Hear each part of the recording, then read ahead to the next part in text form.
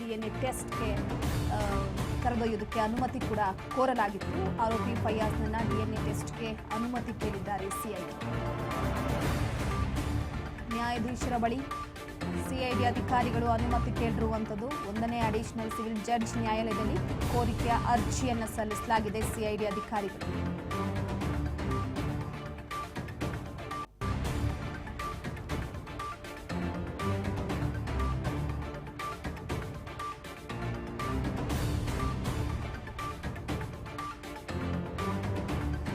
ಸಿದ್ದರಾಮಯ್ಯನವರು ನೇಹಾ ಅವರ ಹತ್ಯೆ ಕೇಸನ್ನು ಸಿಐಡಿ ಅಧಿಕಾರಿಗಳಿಗೆ ವಹಿಸಲಾಗಿದೆ ಎನ್ನುವ ಮುಖಾಂತರವಂತೂ ಒಂದು ಮಹತ್ವದ ಘೋಷಣೆಯನ್ನು ಹೊರಡಿಸಿದ್ದಾರೆ.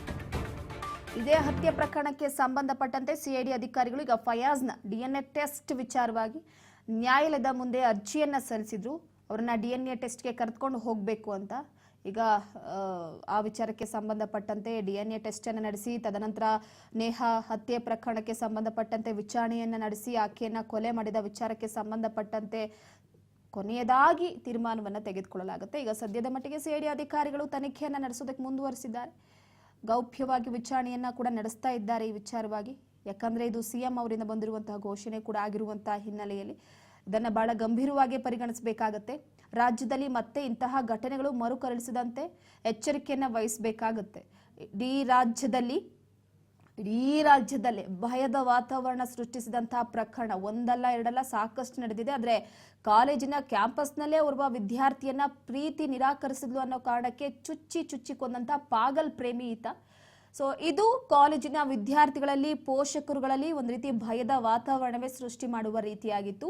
ರಾಜ್ಯದಲ್ಲಿ ಗಲಭೆ ಸೃಷ್ಟಿಯಾಗಿತ್ತು. ಕೋಮು ಗಲಭೆ ಆಗೋದಕ್ಕೂ ಕೂಡ ಕಾರಣವಾಗುವ ಎಲ್ಲ ಲಕ್ಷಣಗಳು ಕಾಣ್ತಾ ಇದ್ವು. ಅಂತಹ ಸಂದರ್ಭದಲ್ಲಿ ಹೋರಾಟಗಳು ಬಿಜೆಪಿ ಪಕ್ಷದಿಂದಲೂ ಕೂಡ ಹೋರಾಟವನ್ನ ನಡೆಸಲಾಯಿತು. ರಾಜ್ಯದಲ್ಲಿ ಆತನನ್ನ ಗಲ್ಲಿಗೇರಿಸಬೇಕು, ಜಸ್ಟಿಸ್ ಫಾರ್ ನೇಹಾ ಎನ್ನುವ ಮುಖಾಂತರವಾಗಿ ಹೋರಾಟವನ್ನ ನಡೆಸಿದ್ರು.